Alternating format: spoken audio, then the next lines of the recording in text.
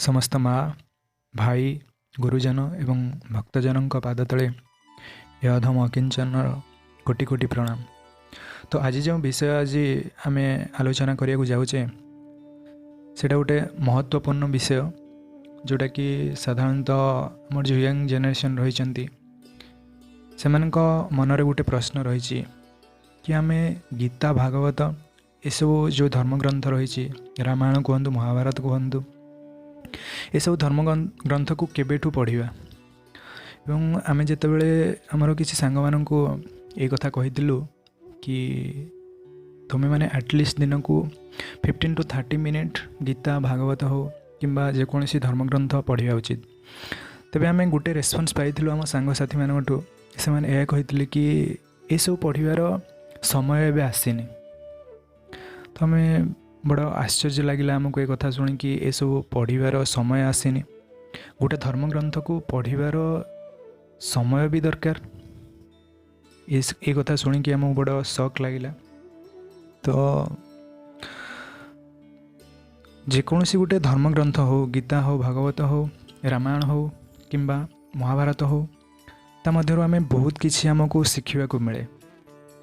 तो साधारणतः आम मानक भितर केवल जे आम जेनेरेशन को दोष देले हेनी, आम प्रीवियस जेनेरेशन कथा देखिबा तो सेठी भी लोक मानकर जो मनरे यही प्रकार चिंताधारा रही कि आम गीता हो भागवत हो या आमे जेतेबेले गोटे मनुष्य देह त्याग करिया को जाउची से समय ही ता सामने गीता पढ़ा जाए भागवत पढ़ा जाए। तो आम जदि वास्तव में देखा ये सब जिनसर किसी मूल्य नहीं। जदि गोटे मनुष्य तार शेष लास्ट स्टेज रे पहुँची जाइए देह त्याग करिया को जाउची एवं से समय ता सम्मुखरे गीता भागवत हो रामायण हो कि महाभारत हो या पठन कले से कौन शुणी पार। जो व्यक्ति जीवन सारा बंची थाऊ थाऊ गीता कि भागवत के दिन पढ़ी पारानी कि शुणी पारा नहीं, से मरिया को जाउची देह त्याग करिया जाउची से समय आम जो सामने गीता भागवत पढ़ा तो तार कौन सी गोटे टंकार भी वैल्यू रही। तो आम मानकर भितर प्रश्न हो कि आम केबे ठारू पढ़ा उचित। तो गीता भागवत यसबू धर्मग्रंथ पढ़ापी आमको समयर आवश्यकता नहीं, कौन सी समयर आवश्यक नहीं। जेकोसी समय आम पढ़ी पार जेकोसी बयसरू आम पढ़ा स्टार्ट करि परिबा एवं आम या जेते आर्ली जेते छोटरू पढ़ा स्टार्ट करि परिबा आम पई सेते भल। आज जो मनुष्य समाज विपथगामी होची निजर लक्ष्य स्थल रे पहुँची पारुनी तो कहीं पहुँची पारुनी कारण से धर्मर मार्ग को संपूर्ण रूपे परित्याग कर देछि। सेतिपई मनुष्य आज ठीक रास्ता को आसी पारुनी, निजे निजे को बुझी पारुनी। तो ये सब पढ़िया द्वारा प्रथम जिनस तो आम निजे निजे को बुझी पारिबा एवं निज भितर जो किसी सब भूल रही ताको आम सुधारी पारिबा। धीरे धीरे करिकी आम प्रत्येक दिन किसी ना किसी भूल आम भितर जो रही ताको आम सुधार चेष्टा करि पारिबा। तो धर्मग्रंथ पढ़िबार ये हूँ गोटे बेनिफिट। आउ किछि पिला या कहती कि ये सब फालतू आ बकवा जिनस। तो फास्ट थिंग तो आम यह कहया को चाहबू कि कौन सी धर्मग्रंथ हो से किसी खराब कथा लिखा जाएनी। आउ आजिकली आम जो एजुकेशन रिसीव करुचे स्कूल हो कॉलेज हो ये जो एजुकेशन शिक्षा आम ग्रहण करुचे इथिरे आम जीवन शैली उपरे कौन सी कथा लिखा जाएनी।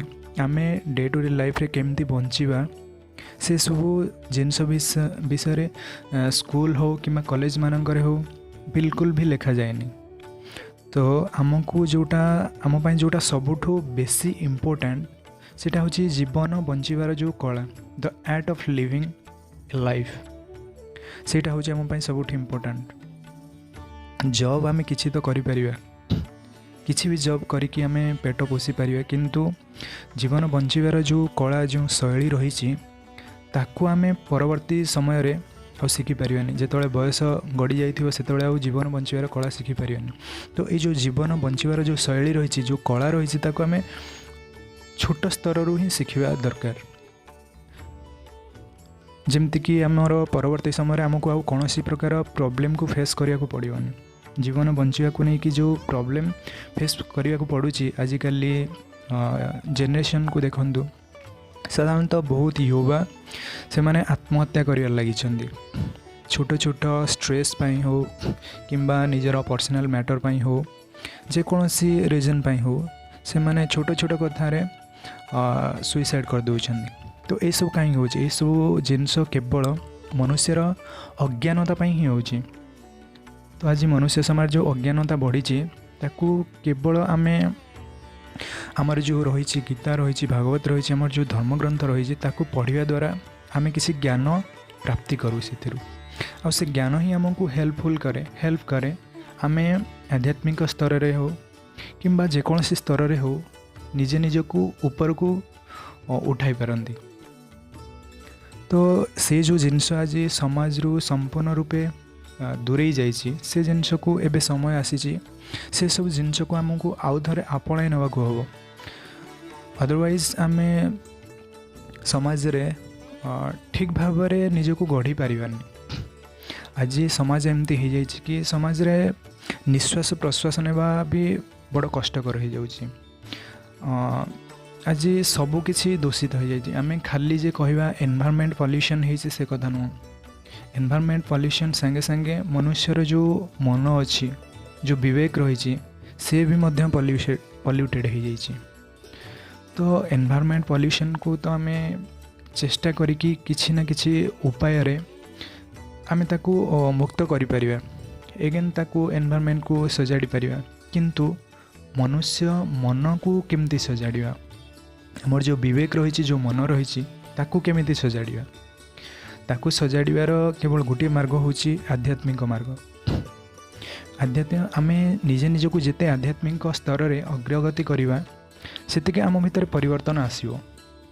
आउ से परिवर्तन आमे कहीदेले हबनी आपण निजे थरे चेष्टा करिक देखंतु किछि धर्म ग्रंथ पढ़ंतु गीता हो भागवत हो ताकू पढ़ंतु पढ़िला परे आपण निजे से जिनस को अनुभव करें कि एक कथार केते सत्यता रही।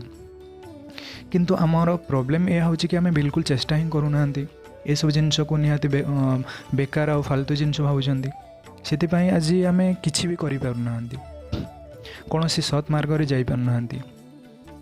तो गीता आ भागवत पढ़िबार सेमती कौन पर्टिकुलर एज न थाए आपण 5 वर्षर भी पढ़ी पारे 5 वर्षर 50 वर्ष पर्यंत कि आपन जे पर्यंत बंची से पर्यंत आपन पढ़ी पारे।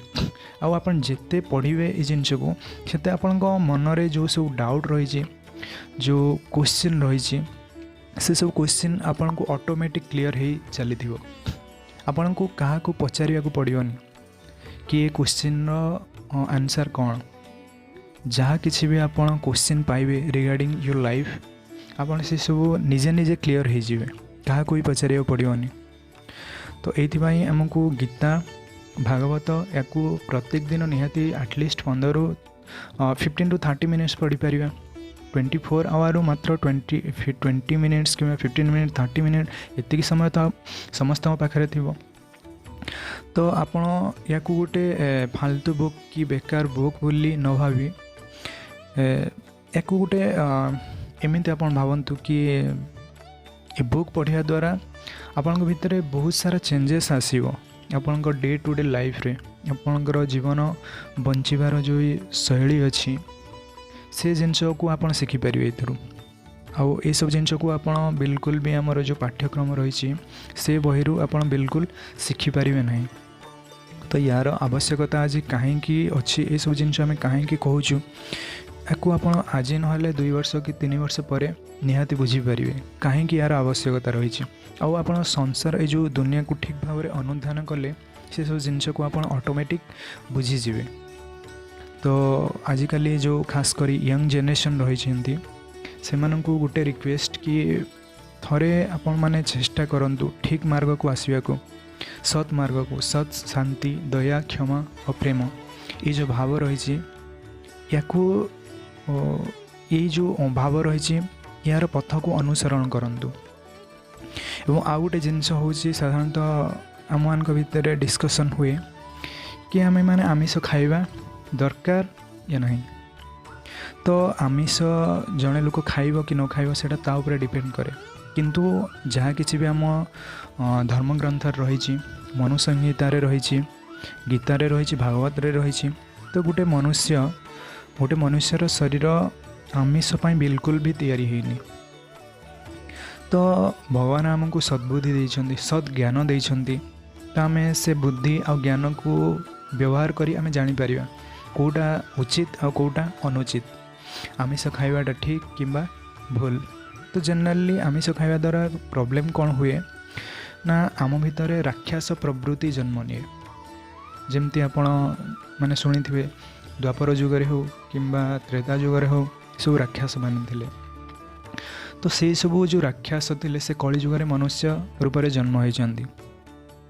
तो गोटे राक्षसर प्रवृत्ति कौन ना से सब बेले असत मार्ग रे जीव, आमिष भक्षण कर, अभक्ष्य भक्षण कर। तो ये हूँ गोटे राक्षसर लक्षण। आ गोटे मनुष्यर लक्षण कौन, मनुष्यर लक्षण हूँ से सदा सर्वदा सत मार्ग को ही फॉलो करे। गोटे मनुष्य आ गोटे देवता भितर बेसी किसी डिफरेंस न थाए। गोटे मनुष्य ही देवतार रूपांतरित हुए तार सत्कर्म द्वारा। जदि से जो धर्मर चारिटा पाद रही सत, शांति, दया, शौच या ठीक भाव में पालन करे ताहले से मनुष्य जोनि पुणी देवजोनि की प्राप्त हुए। तो आमे बुझिबा दरकार कि आमिष कौन आम पाई निहाती दरकार। आमे कौन आमिष बिना बंची पारिबा नहीं। आमे जेतबेले गोटे जीव को मारिकी खाऊचे तार मांस, तो सेटा आपण माने विचार करंतु ए जिनसटा केते ठीक। जीव प्रति दया आपण सेतेबेले धर्म आचरण करें जेतेबेले जीव प्रति दया रखिए। जीव प्रति दया अर्थात केवल मनुष्य प्रति दया नुह, समस्त प्राणी भगवान को द्वारा सृष्टि होता समस्त प्राणी प्रति आम जो दया भाव रखा, प्रेम भाव रखा, सेतेबेले जाई आम ठीक रास्ता रे चली पारिबा। किंतु आजिर मनुष्य समाज से सब रास्ता को भूली जाइए। आम कहीं नॉनवेज खाऊचे ना अधिक बल हम, अधिक बुद्धि हम। यहाँ गोटे निहाती फालतू चिंताधारा आम मान भर रही जाइए। छोटरू एमती कि बहुत सारा घरे पेरेंट्स भी कहती कि एते छोटरू आमिष छाड़ दौचु। पेरेंट्स हो कि रिलेटिव्स माने हूँ संपर्क जो मैंने से माने साधारणतः यह क्वेश्चन करते एते छोटरू आमिष छाड़ी दौचु, एते छोटरू गीता भागवत पढ़ुचु, एते छोटरू तो हरिराम राम नाम नौचु। ये सब कौन करिया दरकार, या पाई समय अच्छी। अच्छा गोटे से आमर गोटे प्रश्न रहिबो कि जो मैंने एक कथा कहते से माने तो आम बयस यथेष्ट बड़। आपण अच्छा आपण कहले कि एते छोटरू आमिष खाऊ, ताने कौन आमिष खाइबा भी गोटे बयस दरकार।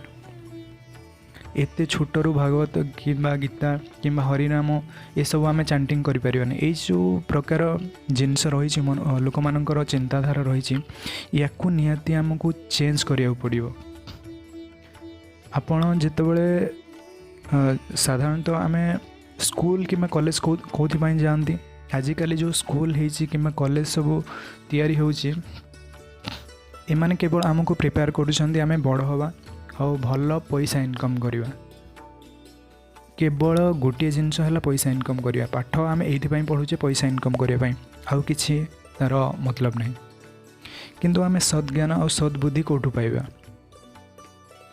आज तो दुनिया रे ये जो जिनस ये संपूर्ण रूपे एक्सटिंक्ट हो जाइए, संपूर्ण रूपे एक्सटिंक्ट हो जाइए। तो ये सब जिनस को आम कौटू पाइबा। ये सब जिनस केवल आमर धर्मशास्त्र ही रही, गीता हो भागवत हो ये सब जिनस से ही रही। तो ताकू पढ़िले तो आम ये सब जिनस पाइबा। आम या जिते छोटू पढ़ा सेते भल सद्बुद्धि आम पाइपर। आपड़ जितेबाला गोटे लोक मरिया को जाऊँगी, से मरिया समय ता सामने गीता भागवत पढ़े तो तार कौन लाभ हम। जो लोकटा बंची थी जाए केबे गोटे दिन पढ़ी पारानी कि शुणी पारानी, से मल्ला समय से कौन शुणी पार, ताकू प्रबल जंत्रणा होतुव ता भितर, से कौन गीता भागवत शुणी पार, से शुणा कंडीशन थी ना, से केबे हेले भी से कंडीशन नथिबो, शुणा कंडीशन शुणा परिस्थिति से नथिबो। तो ता सामने रे सब जिनस कहवा जमती हम कि काला आगे जमती मूला चुबेबा, से भली कंडीशन हो। तो आपण मैंने बुझंतु निजर वास्तविकता बुझंतु निजर जो परंपरा अच्छे आमर भारतर परंपरा रही ओडिशार जो संस्कृति रही जगन्नाथ कला जगन्नाथ संस्कृति रही ताकू आपण बुझंतु एवं निजे निजको बुझंतु निजे निजको प्रश्न करंतु कि ये सब जिनस ठीक ना भूल, गीता भागवत पढ़िया ठीक ना भूल, आमिष खाइबा ठीक ना भूल, कारण आउ बेसी समय नहीं आपण मान पाखरे ये सब जिनस आपण जिते जल्दी क्लीयर हो जाए सेते समस्त भल आपण भल और मनुष्य समाज भी भल। तेणु आम भावुँ आशा करुछु आपण मानक भितर आपण मानक भितर किछिटा परिवर्तन निहाती देखादेव जेतेबेले ये सब जिनस को आपण तर्जमा करेंगे निजे निजको प्रश्न करेंगे। तो बस एतिक ही कहवाक चाहूँ। धन्यवाद।